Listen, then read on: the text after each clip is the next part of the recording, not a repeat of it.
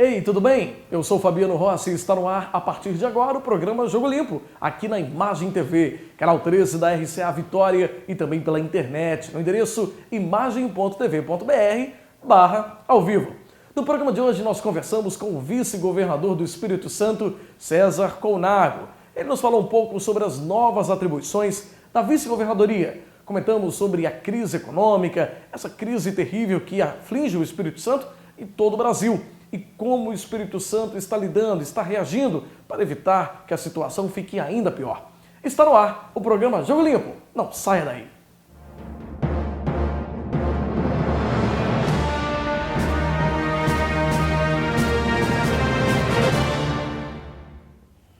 E a gente começa o programa de hoje conversando com o vice-governador do Espírito Santo, César Colnago. Vice-governador, bem-vindo ao programa Jogo Limpo. Obrigado, eu que agradeço o convite e quero me colocar à disposição. Tá certo. Vice-governador, a gente vive um momento de reestruturação, do governo do Estado. O governo do Espírito Santo está passando por mudanças na gestão e o senhor tem algumas atribuições que até então não era da vice-governadoria hoje, não é isso? Fala um pouquinho dessa mudança que acontece agora no Estado. Primeiro, a vice-governadoria tem sido eleita junto com a governadoria, o governador e o vice, mantém o seu papel tradicional, constitucional, que está na lei. Mas nós criamos, além disso, algumas tarefas que passam muito mais por articular e integrar ações do governo do que criar novas ações. Evidentemente que algumas das ações, vamos dizer assim, da atividade fim, vieram para vice. Citaria, com certeza, 2 exemplos. Nós temos 5 coordenadorias, 2 eram atividades que estavam em outras secretarias e que vieram para a vice-governadoria. O primeiro, a área de política sobre drogas. Então, toda a abordagem, o Conselho Estadual sobre Drogas, a política sobre drogas, o acolhimento e mesmo a recuperação de dependentes químicos, isso estava em uma secretaria, veio para a vice-governadoria e o doutor Gilson, médico psiquiatra, que está coordenando o centro nosso de referência, a relação com as comunidades terapêuticas, a relação com os CAPs, todo o sistema e tudo aquilo que é montado em torno da questão de prevenção, recuperação e reintegração do dependente químico na sociedade. O outro é Direitos Humanos, que estava ligado à Secretaria da Área Social, da Assistência Social, o professor Júlio Pompeu, que coordena essa coordenadoria também, a partir de segunda-feira agora, ele tomou posse e ele vinha já atuando lá na área da assistência social, veio para a vice-governadoria. Além dessas 2 coordenações, que são atividades fins muito claras, nós temos outras 2 coordenadorias que tem, uma que tem relação com a sociedade, de organização dos conselhos, de interlocução com os conselhos, são mais de 50 conselhos ligados ao Estado e sociedade, que tem a pedagoga a Célia Kiefer, coordenando essa atividade que é fundamental, que é o diálogo, é a transparência, é uma coisa de você buscar conversar com a sociedade civil. Ontem mesmo, só para dar um exemplo, na área de pessoas com deficiência, nós sentamos com as Pestalozzi, a Federação da Pestalozzi, a Federação das APAES, com mais de 40 municípios, 40 instituições das 2 federações, conversando um pouco sobre essa política, a relação da sociedade, do Estado, prefeituras, nessa questão da atenção e da educação à pessoa portadora de deficiência. Uma outra coordenação importantíssima é a que cuida da relação da questão social diretamente, propriamente dita, do desenvolvimento social, seja na relação com a criança, com o adolescente, que tem a professora Vera Nassif coordenando. Aí a questão, por exemplo, o programa com a Unicef, que cuida da evasão, da extrema pobreza e da violência contra crianças, né? Também uma política estadual que nós estamos formulando de desenvolvimento para toda a infância capixaba, porque a Unicef só está cuidando da região do semiárido, porque é um programa da Unicef na região norte brasileira, na região do Nordeste e o semiárido que tem no Espírito Santo e Nordeste de Minas, mas nós queremos fazer uma política de desenvolvimento que veja a criança ou adolescente em todo o Estado, e também a política de ocupação social que foi formulada muito debatida na vice-governadoria e passamos para que a Secretaria de Ações Estratégicas pudesse tocar na figura do Martinelli e começamos pelo município de Vila Velha, no bairro Santo Torquato. Além disso, tem uma coordenadoria de comunicação, que essa é para um trabalho mais interno de comunicação com a sociedade, de elaboração de materiais dessas áreas que mexem muito com infância, a primeira infância, adolescência e jovens. Nós vamos estar discutindo isso permanentemente, além de algumas ações que a gente conversa ainda na reorganização administrativa e gerencial do Estado, de virem ainda para a vice-governadoria. Essa é a nova vice, no sentido de estar abordando coisas de políticas com atividades estratégicas e fim, e outras de articulação. Na área social, é preciso ser dito que a nossa principal preocupação é o que a gente chama de buscar a integração das políticas sociais. Tem uma palavra um pouco mais difícil de compreender, a intersetorialidade. O que acontece normalmente? Cada setor, saúde, educação, assistência, esporte, cultura, habitação, infraestrutura urbana, cada um vai fazendo o seu pedaço e muitas vezes não se comunica. E no debate e no próprio programa apresentado pelo nosso governador Paulo Artung, falava de que o sujeito é único e que, portanto, as políticas têm que ser integradas para vê-lo no seu todo. Então, não pode ser o setor como se fosse um tanque, estancada, setor por setor. Buscar essa integração, essa intersetorialidade dos gerentes das mais diversas áreas do governo do Estado, saúde, lá a unidade de saúde, conversando com o programa de saúde da família do município, conversando com o CRAS, que cuida da família também lá no município. Quer dizer, buscar essa integração e essa articulação com as secretarias municipais nas suas áreas específicas e tentando fazer um trabalho integrado. Isso é um desafio brasileiro. Se você conseguir fazer isso, você faz com o mesmo recurso muito mais. Quer dizer, a escola se comunicando com a saúde se comunicando com o Conselho de Direitos da Criança, se comunicando com o programa de saúde, se comunicando com a área, com a guarda municipal, com o setor de segurança. Essa busca de integração e de articulação entre o poder do Estado e o poder local, que é o poder municipal, isso vai dar um ganho. Eu tenho andado, nós já fomos a Pancas, a Águia Branca, exatamente Secretaria de Estado da Saúde, da Educação, da Assistência Social, que é fundamental, do Esporte e da Cultura, junto com essas secretarias municipais, aberta para a comunidade local do seu município, conversando como é que a gente pode atuar melhor em prol da criança, do adolescente e do jovem. Isso é uma coisa inovadora que nós vamos tentar avançar e com o mesmo recurso, sem inventar a roda, e também nós não vamos substituir essas áreas. Elas existem, são organizadas para dar conta do seu recado. O que nós vamos procurar vamos dizer assim, azeitar mais a máquina.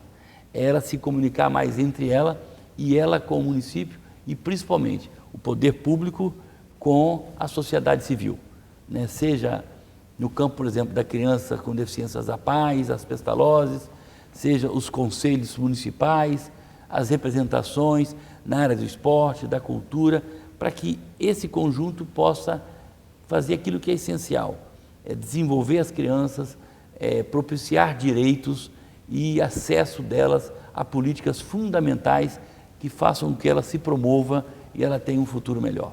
Tá certo, vice-governador. A gente vai para um rápido intervalo. Na sequência, a gente continua conversando aqui com o vice-governador do Espírito Santo, César Colnago. A gente volta já já.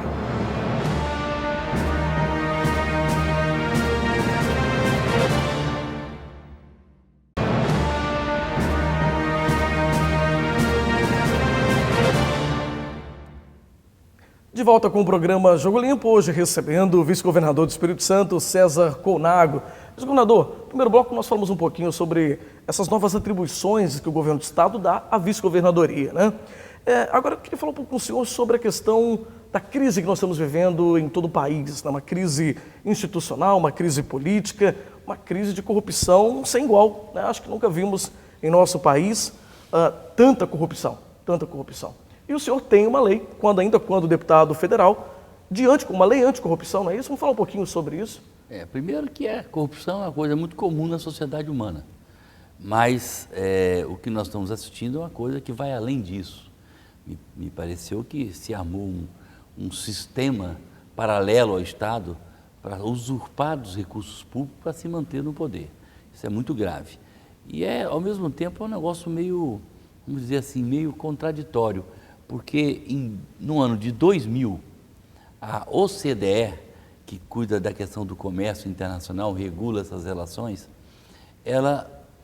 o Brasil assinou um convênio para que tivesse uma legislação anticorruptor, não é só corrupção, o corruptor, que tem na Europa, que tem nos Estados Unidos, Canadá e tantos países, nós não tínhamos essa lacuna.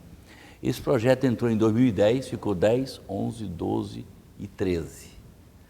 Eu era membro dessa comissão que analisava um projeto de lei do Executivo e, desde que cheguei lá, quando fui deputado federal em 2011, tentávamos fazer andar, não andava. 11 não andou, 12 não andou. Em 2013, o que acontece? A população, no período anterior da Copa, vai para a rua. Aquelas movimentações gigantescas que o Brasil assistiu em junho de 2013. Aí o projeto andou. Foi pedido urgência constitucional e esse projeto é muito importante porque ele tem uma regulação que vai além do servidor público, ele vai na pessoa que atua corrompendo os servidores públicos e ele é muito dura. Ela é uma legislação extremamente moderna. Não é de autoria minha, na verdade é de autoria do Executivo Federal e na comissão teve o deputado Zaratini como relator e atuou bem, mas a gente não conseguia tirar porque comissão são geralmente 17, 20 deputados e alguns partidos não queriam que ela andasse e algumas lideranças. Mas a partir do movimento de rua e da urgência constitucional, nós conseguimos tirar essa legislação em início de julho, foi para o Congresso, ficou 4 anos na Câmara. No Congresso não ficou um mês. Tudo fruto da mobilização da população, da opinião pública brasileira. Eu fiz uma emenda, que isso talvez tenha sido importante, e a presidente Dilma sancionou, que foi um pequeno parágrafo, se não me engano, parágrafo 3º do artigo 21, mas eu não tenho certeza absoluta, que diz o seguinte: foi comprovado que o sujeito desviou dinheiro público, tá certo? O juiz, na sua sentença, em que ele determina quanto e a devolução desse recurso. E ele não o fazendo, tá certo? Deverá ser feita pelo próprio Estado, no sentido de que aquele recurso que foi desviado retorne aos cofres públicos, que é muito comum. Às vezes a gente não está falando de milhares de reais, não. Em milhões de reais, às vezes aquele apenado, aquele que foi condenado, fica 3 anos, 2 anos, 5 anos, com a boa conduta sai com 1/3 da pena, e daí a pouquinho ele está milionário, a 2ª geração, a 3ª geração, a 4ª geração dele. Principalmente nesse momento, né, vice-governador? Principalmente nesse está momento. Tratando aí de bilhões mesmo. E essa legislação, a Lei 12.846, vai ajudar muito, porque com certeza ela é uma legislação atual, moderna, sintonizada com o mundo que quer as coisas corretas, éticas, lícitas dentro daquilo que a gente espera de um Estado democrático, transparente e que cumpra toda a legislação. Então, assim, essa legislação, muita gente vai ouvir falar dela ainda, porque ela é extremamente importante. E o Congresso conseguiu tirar essa legislação depois de 4 anos lá dentro, e a gente espera que tudo isso que nós estamos assistindo também tem muito da ação das instituições da República, dos poderes da República, seja o judiciário, essa questão do Lava Jato, a própria dinâmica do Legislativo e do Executivo. Eu acho que são momentos conturbados, tristes, até melancólicos, mas toda crise nos ensina coisa. E com certeza nós vamos sair mais fortes, as instituições são mais fortes do que esses atos ilícitos. Por mais que a gente fique um pouco desesperançoso, a democracia vai avançar, o processo político vai avançar, e nós vamos sair melhores ali na frente. Vice-governador, a presidente Dilma, né, o governo federal, acaba de anunciar um pacote de medidas, assim, entre aspas, para tentar minimizar essa crise, né? O que a sociedade percebe, o que a imprensa, inclusive, noticia, é que está jogando novamente, mais uma vez, em cima da população, a solução, talvez, dos problemas, né? Talvez retornando aí a possibilidade de retornar com a CPMF, reduzindo o concurso público, que é uma coisa que, de certa forma, gera emprego, né? Gera emprego e renda, possibilidade de emprego também. O senhor acha que esse pacote de medidas vai ser suficiente para reverter a situação que a gente está vivenciando de crise? Primeiro que eu já disse que a pior atitude é não fazer nada. E assim, eu acho que muito do que está acontecendo foi por omissões e por erros, né? Tenho a impressão de que acho que a medida mais importante seria a medida de contenção dos gastos do governo federal. E não criação de novos impostos. A carga tributária brasileira, ela já é muito alta. E o pior, ela é alta, né, com pouco retorno. Então, nós temos que cobrar mais dos impostos do que do contribuinte. O contribuinte já está no seu limite, né, e os impostos não dão na saúde, na educação, o retorno que deva dar. O recurso que nós usamos para pagamento da dívida, tá certo? O recurso com muitos desvios, o recurso com a burocracia e muita lentidão na execução das ações. Quer dizer, o Estado brasileiro tem um processo tributário complexo, difícil e com muita evasão fiscal, corrupção. Então, isso tudo tem que ser acertado e as medidas têm que ser principalmente em cima das despesas, aquelas supérfluas, por exemplo, de viagens, de diárias, de cartões corporativos que você não sabe onde estão essas dívidas, quer dizer, de coisas que você pode tirar que não vai fazer falta ao cidadão, e não naquilo que o cidadão precisa dentro dos seus direitos fundamentais, como o investimento em saúde, educação, que é fundamental. Acho que o foco tinha que ser mais na austeridade dos custos, vamos dizer assim, meios administrativos, e não das atividades fins que a população precisa. É preciso, lógico que isso vai ser muito debatido, muito discutido, mas eu acho que aumentar imposto o brasileiro já não aguenta mais. Parece que realmente se confirma isso que nós falamos no início, né? É querer colocar nas costas da população, mais uma vez, erros da administração e de má gestão, né? Menos o contribuinte, mais que os impostos façam a sua função. Tá certo. Vice-governador, a gente vai mais uma vez para um rápido intervalo e daqui a pouquinho a gente continua com o vice-governador do Espírito Santo, César Conago. Então sai daí, a gente já volta.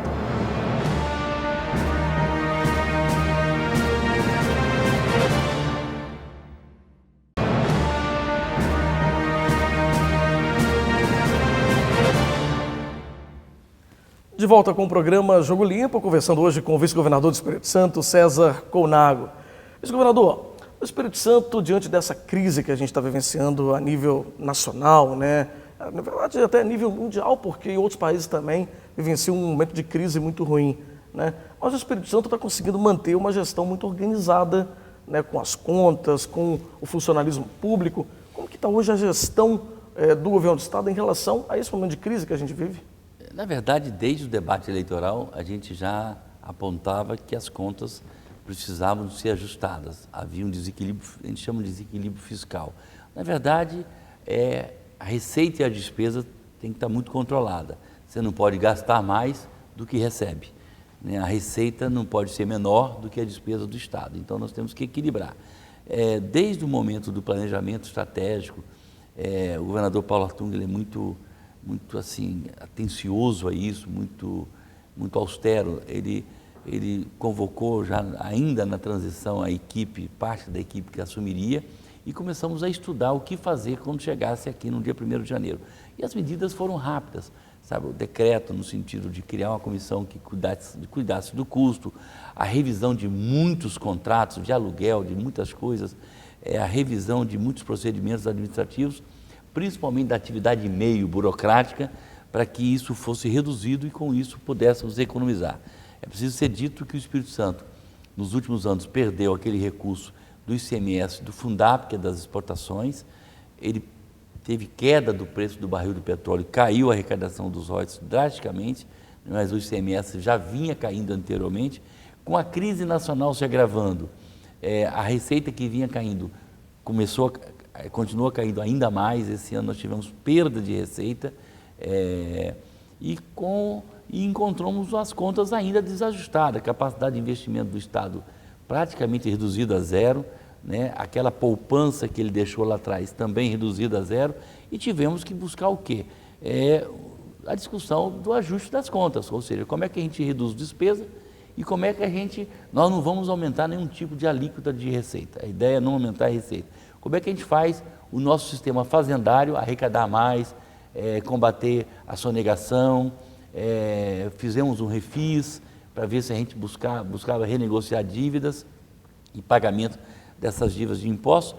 Ou seja, tomamos várias atitudes, mas principalmente também tentando atrair investimentos para o Espírito Santo, investimentos privados que não dependam de recurso público, porque é um momento da quadra nacional em que praticamente o governo federal está com muitas dificuldades, né?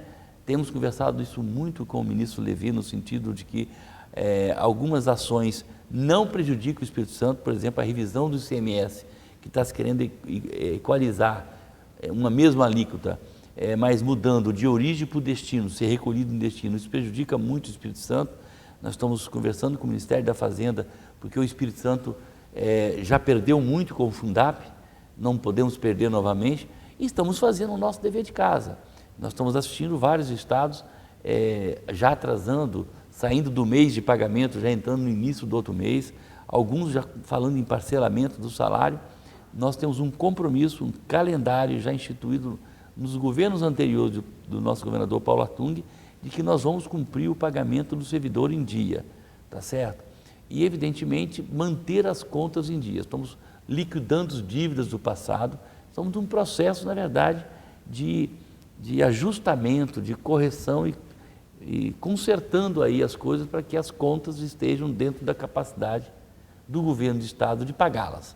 E, evidentemente, vamos fazer um esforço de ter um excedente, ou seja, ter um mínimo de excedente para poder investir. Investir em quê?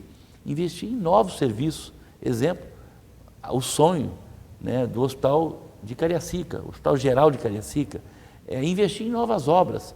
Para isso tem que ter uma receita que seja maior do que a manutenção do dia a dia do Estado. Tem que ter um excedente, tem que ter uma poupança para você poder investir. É esse ajuste que nós estamos fazendo, sem penalizar a população, cortando principalmente aquilo que a gente entendeu que dava para cortar, que eram despesas que não afetassem diretamente as políticas públicas de saúde, de educação. O mundo se recupera da crise de 2008, né? Mas o Brasil, por uma situação muito interna, de erros, de equívocos da economia, da condução da política econômica e de omissões mesmo, tenta agora, com essas medidas, criar uma condição para a retomada. O Espírito Santo está fazendo o seu dever de casa e tem pedido, na relação com o Ministério da Fazenda, que qualquer reforma para o Brasil, no qual nós somos a favor da modernidade, de reformar o Estado, ele não seja em desserviço para o Espírito Santo, ele não seja contra o Espírito Santo. Volto a dizer, a Zona Franca de Manaus, eu estava lá no Congresso, mais 50 anos. Né? Algumas coisas foram destacadas possivelmente desse momento. O Espírito Santo, para vocês terem uma ideia, é o estado que exporta 2/3 para outros estados ou para o mundo daquilo que produz.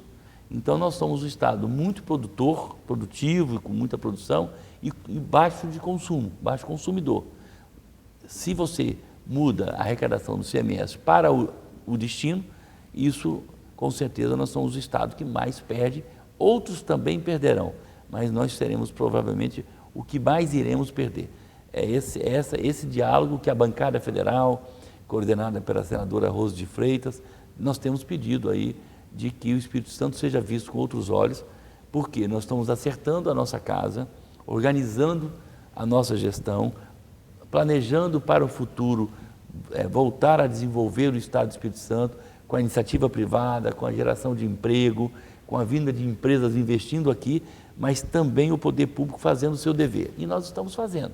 Agora, é preciso que, no plano federal, as reformas e as mexidas não coloquem o Espírito Santo como aquele que mais possa sofrer consequências dessas reformas.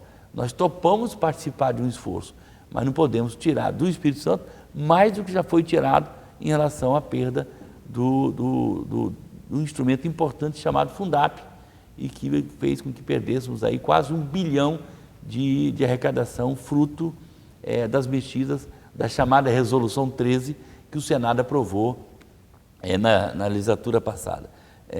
Agora, veja que eu estou só te interrompendo um pouco, o Espírito Santo continua sendo, então, o estado que paga mais e ainda recebe muito pouco do governo federal, né? Ou seja, ele dá muito e recebe ainda pouco. Na verdade, se você somar os tributos federais, sai muito mais tributos do que retorna. E nós estamos precisando aqui de investimentos, seja na 262, que é um absurdo, é uma estrada importante para o nosso hortifruti ganjeiro, para o nosso turismo das montanhas, é uma estrada que está muito aquém das nossas necessidades. Os investimentos na área portuária, os investimentos no nosso aeroporto, que agora está retomando, os investimentos na base energética, os investimentos mesmo da Petrobras aqui, que foram suspensos, os berços, tudo isso nós precisamos de que a União Federal olhe o Espírito Santo com outros olhos. A questão da ferrovia, que nos liga daqui para o Rio de Janeiro, depois para o Brasil Central. Quer dizer, nós precisamos de investimentos e não de tirar recursos dos nossos cofres do estaduais, como essa questão do ICMS que eu falava há pouco. Tá certo. Vice-governador, eu quero te agradecer muito por essa entrevista, foi muito bom conversar com o senhor e deixar as portas do programa também abertas para que o senhor retorne mais vezes. Muito obrigado. Obrigado. Um abraço. Um abraço. Então essa foi a nossa entrevista com o vice-governador do Espírito Santo, César Colnago, que conversou um pouco com a gente sobre as novas atribuições da vice-governadoria aqui no estado do Espírito Santo.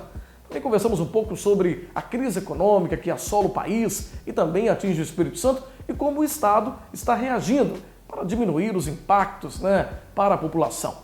Gostou do assunto? Gostou do programa? Você também pode sugerir assuntos, temas para os nossos próximos programas. Envie um e-mail para a gente, contato@fabianorossi.com.br. Quem sabe a sua sugestão vai virar assuntos para os nossos próximos programas, não é mesmo?